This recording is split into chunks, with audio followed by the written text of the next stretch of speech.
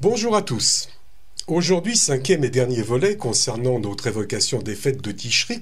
Comme nous l'avons vu lors de la dernière émission, Sukkot, les cabanes, c'est une fête qui dure 7 jours et arrive peu après Kippour. Elle célèbre l'errance des Hébreux pendant 40 ans dans le désert après leur sortie d'Égypte, protégés par le divin. C'est pourquoi il est bon de manger, partager et même dormir sous cet abri de fortune. Les 2 premiers jours de Sukkot, samedi et dimanche, étaient des fêtes. Sur les 3 derniers jours viennent se positionner une demi- et 2 dernières fêtes, Hoshana Rabbah, Shemini Atzeret et Simchat Torah. Elles complètent et parachèvent dans la joie ces 4 dernières semaines de célébration.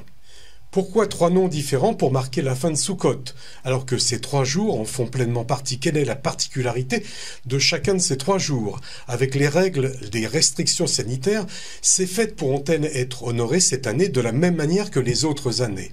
3 premières questions, mais il y en a bien d'autres que vous posez et auxquelles David Moyal, le rabbin de la ville de Cannes, va y répondre lors de cet entretien. David, bonjour. Bonjour cher Alexandre et bonjour à tous nos amis auditrices et auditeurs de la radio.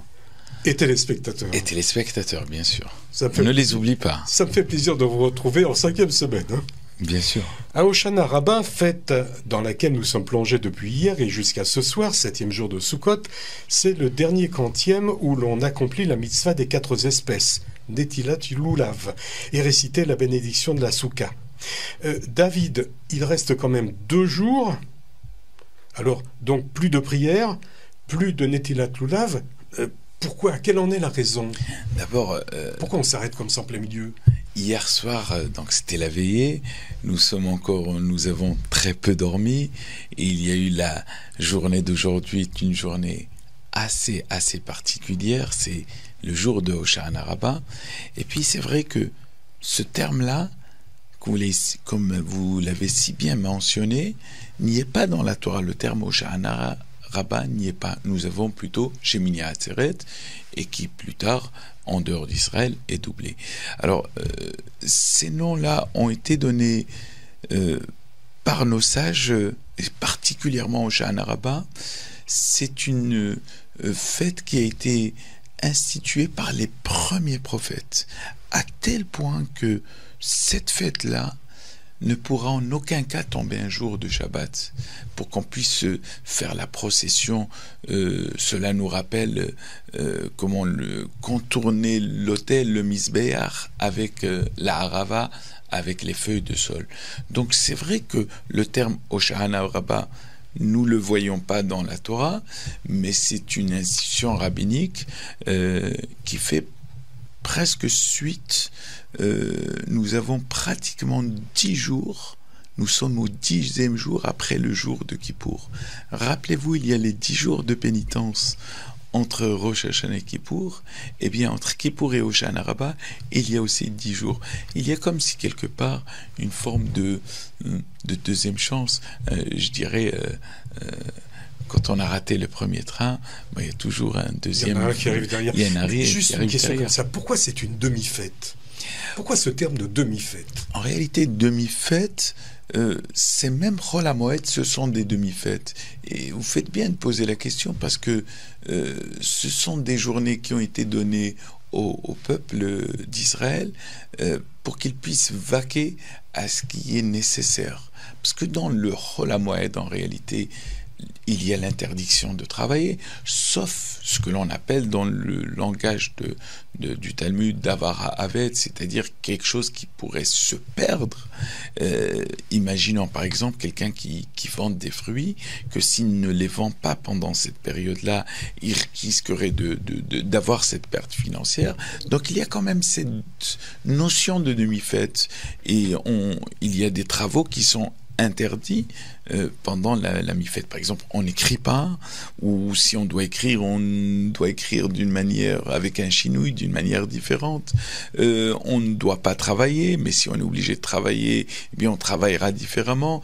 On ne doit pas faire, comment dirais-je, travailler différemment.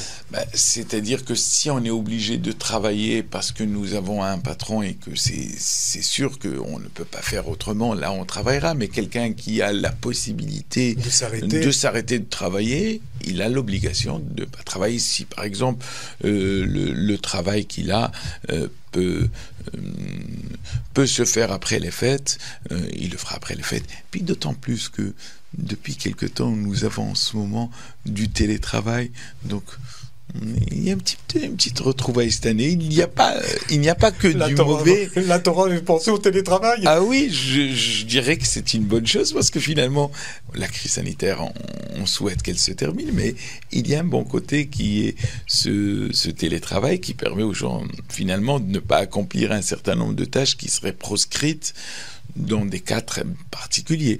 Donc c'est pour ça que il y a cette notion de demi-fête, parce que c'est pas la fête entièrement, c'est pas une journée qui est entièrement chômée. Et puis comme nous l'avons bien fait depuis maintenant pratiquement le début, où on a bien occupé notre soukha, il y a pratiquement des repas de fête, il y a cette joie qui est liée à cette fête.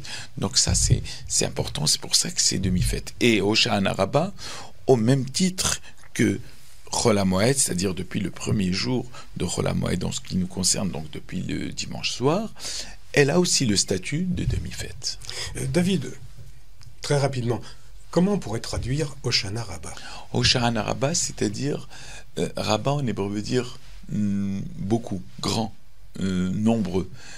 Quand on fait le Lulav, on demande à Dieu, Hoshana, de nous sauver, de nous délivrer d'un certain nombre de choses. Hoshana Rabbah, parce que ce jour-là, nous le répétons beaucoup plus de fois qu'un jour de Chol HaMoed ordinaire. Donc on le fait, on tourne 7 fois, d'ailleurs autour, on dit Hoshana, Hoshana, et on le répète plusieurs fois. Donc Rabbah, ça veut dire grand, immense. Autre question, David. Je découvre que pour les fautes que nous avons pu commettre tout au long de l'année, et malgré ce mois et demi de prière implorant la clémence divine, de repentance et de jeûne, nous ne serons qu'à l'issue de ce jour, donc ce soir, vendredi, si nous sommes inscrits dans le livre de la vie, puisque c'est ce dernier jour où le jugement divin, entamé à Rosh Hashanah, puis ensuite à Kippour, est finalement tranché. Pourquoi on nous fait attendre aussi longtemps ? En réalité, au fait, c'était donc hier soir, et encore il y a bien entendu la journée d'aujourd'hui, et c'est pour ça que l'on est resté réveillé toute la nuit.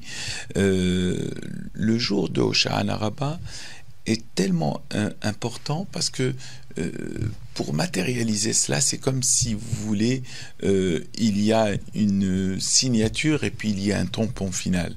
Le jour de Hoshana Rabbah, quelque part, c'est lorsqu'on a pris les bonnes initiatives au lendemain de Kippour, on a envie de voir si elles traversent le temps, si finalement les bonnes initiatives et les bonnes habitudes que l'on va prendre, est-ce qu'elles vont avoir une influence dans le temps. C'est pour ça que Dieu nous laisse, dans sa grande clémence, nous laisse encore ce temps-là nécessaire, parce qu'il nous connaît. Il connaît il nous offre un jour de plus. Oui, il connaît notre... ensemble. Tout à fait, ça c'est après, mais il connaît la faiblesse de l'homme. Dieu lui-même le dit. Je sais que vous êtes faible. Je sais que j'ai créé cette faiblesse en vous. Mais ce qui va faire notre force, c'est d'inscrire, je dirais, toutes ces étapes que l'on a choisies, toute cette amélioration plutôt, de les inscrire dans le temps.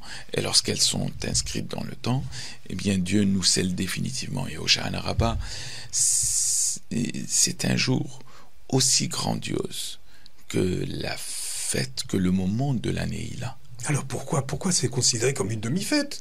Alors, je reviens sur cette question. C'est une demi-fête parce que c'est pas quelque chose qui est rappelé dans la Torah.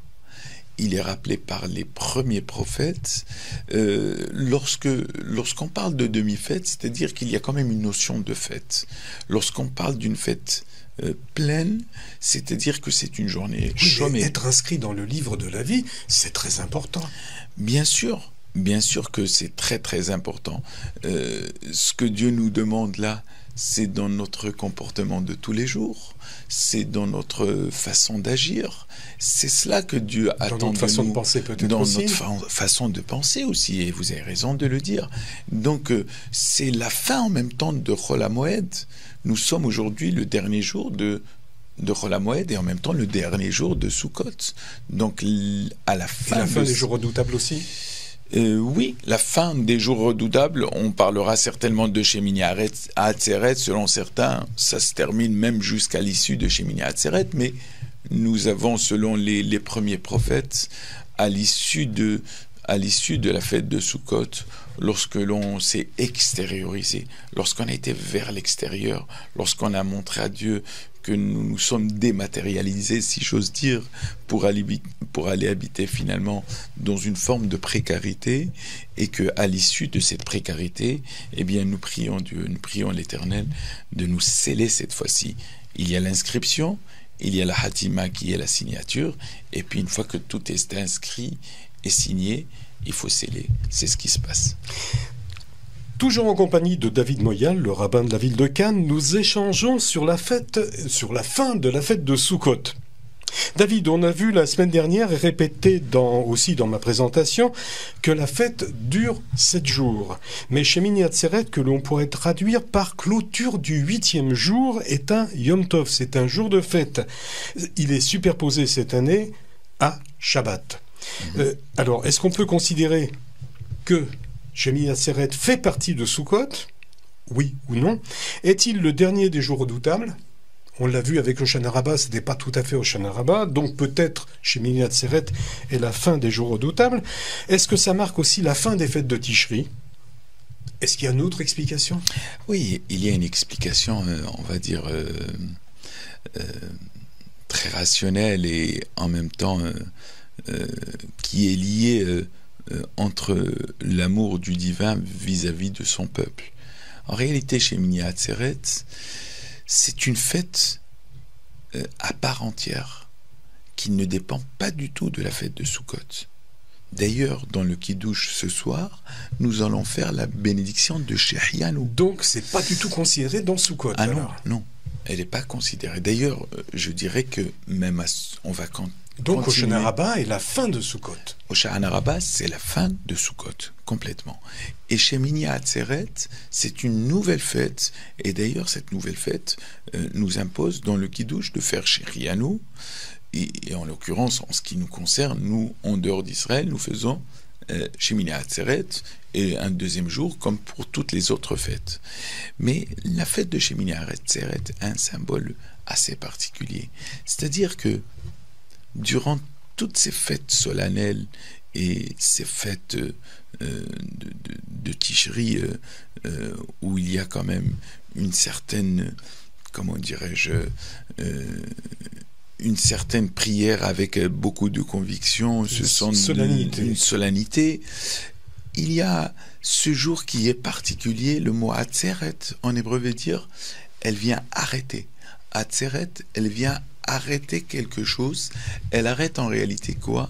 Elle arrête toute cette partie-là où l'ensemble du peuple juif a prié pour l'ensemble de l'humanité.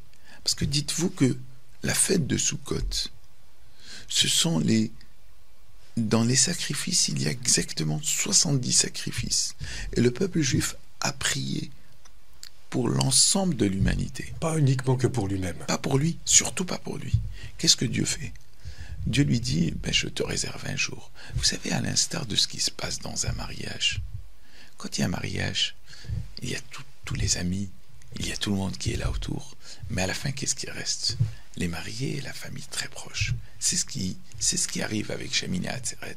Shemini Atzeret, c'est Dieu qui réserve ce moment au peuple d'Israël. Pour le peuple juif. Pour le peuple juif. Parce qu'il a prié pour toutes les nations. Cela aussi nous donne une leçon que lorsque l'on doit prier pour soi-même, lorsque l'on prie pour des malades, et que l'on soit, Dieu en préserve soi-même malade, eh bien on prie d'abord pour les autres. Car celui qui pense à son ami avant lui-même, bien Dieu lui répond en premier avant son ami. C'est ce que le peuple d'Israël a fait, c'est de prier pour l'ensemble de l'humanité. Finalement, c'est quoi? C'est pour prier sur la terre, que le monde ne connaisse pas ce qu'il est en train de connaître, pour prier finalement pour la paix, prier pour vivre dans un monde meilleur.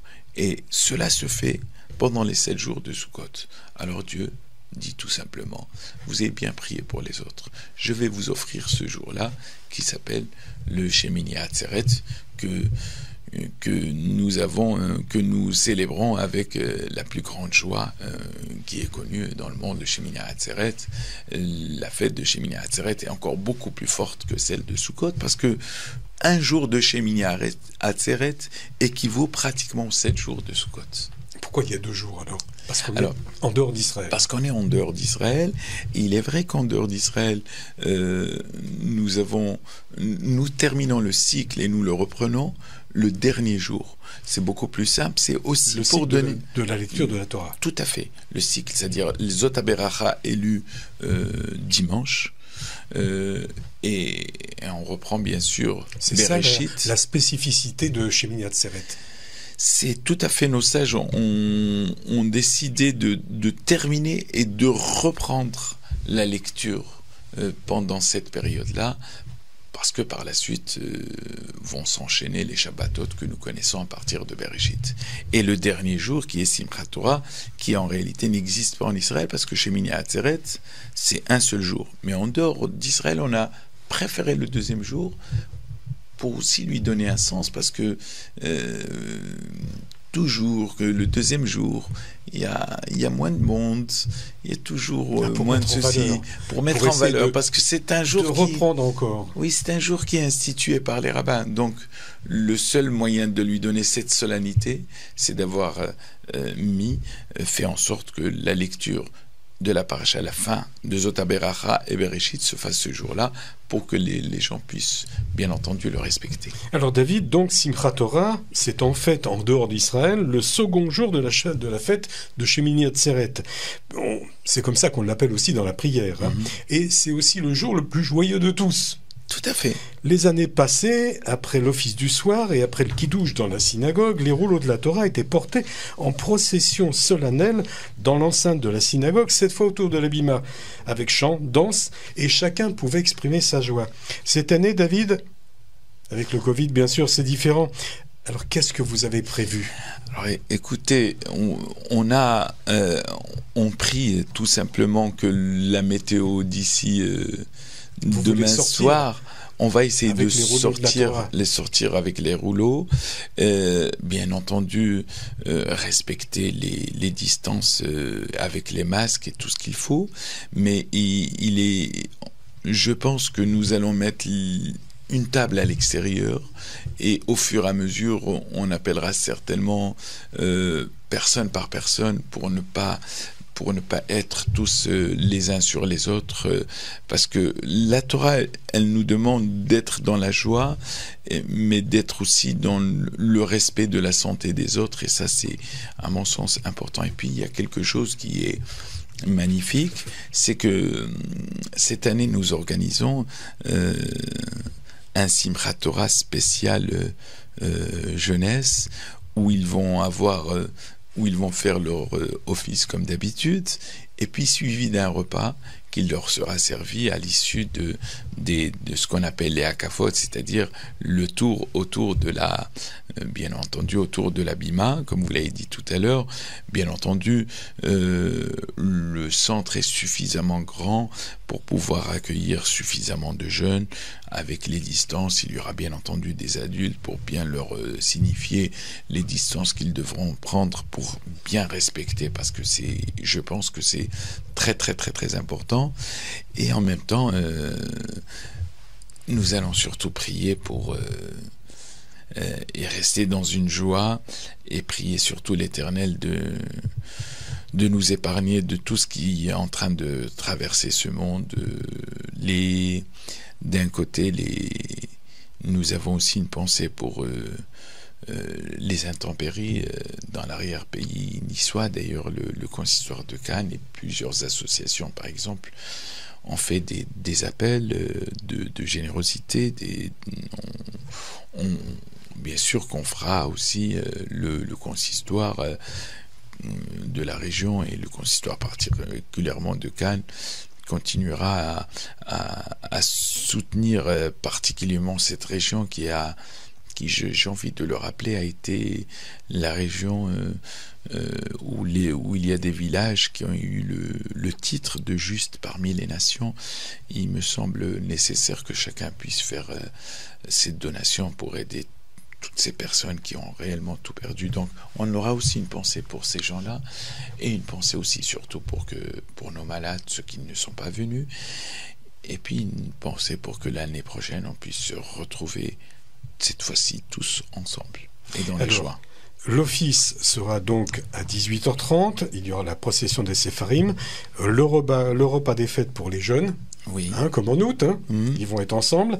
Les réservations, c'est auprès de Raphaël Brami au 07 68 55 41 13. Est-ce qu'il y a un autre numéro peut-être Peut-être au sein même du secrétariat directement. Alors 04 93 38 16 54. Tout à fait. David, quand pour Shemini Atzeret Simchat Torah, on achève et on recommence tout de suite après la lecture de la Torah. Qu'est-ce que le judaïsme veut démontrer? Vous savez, la Torah, elle se termine par la lettre Lamed.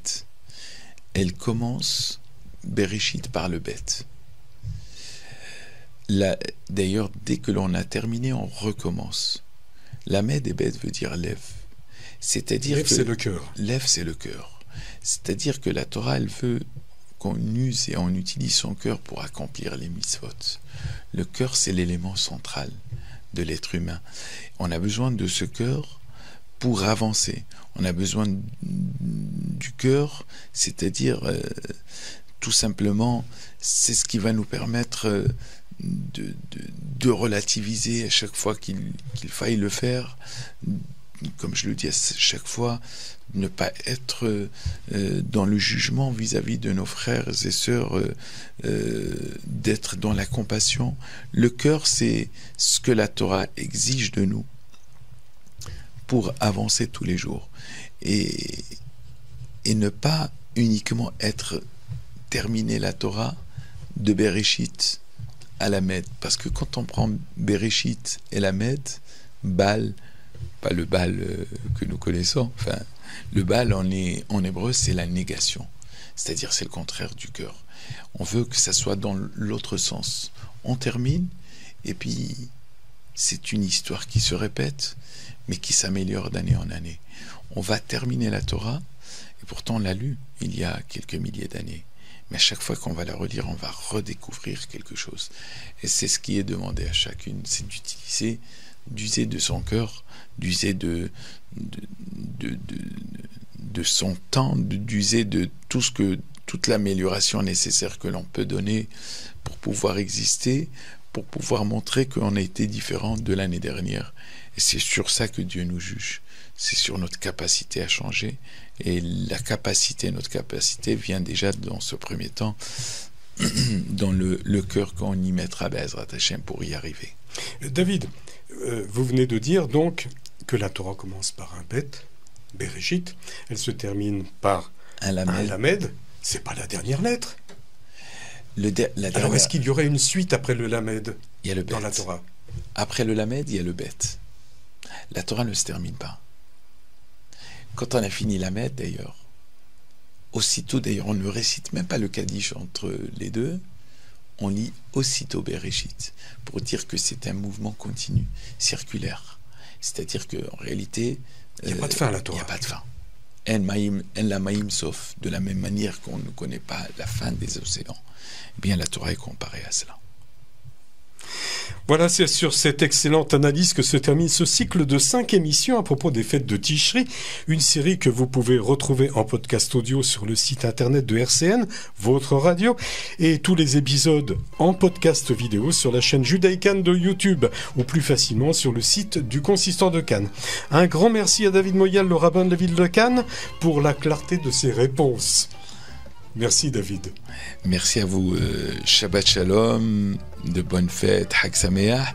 Et puis on aura l'occasion de retrouver enfin nos habitudes, on va dire, hebdomadaires, les cours de pensée juive, les cours de Talmud, qui se feront certainement juste à l'issue de la fête de Simchat Torah. Donc la semaine prochaine, reprise des émissions à caractère communautaire et il y aura bien sûr d'autres invités. D'ici là, bonne semaine à tous et Shabbat Shalom. Shabbat Shalom et Chag Sameach à tous.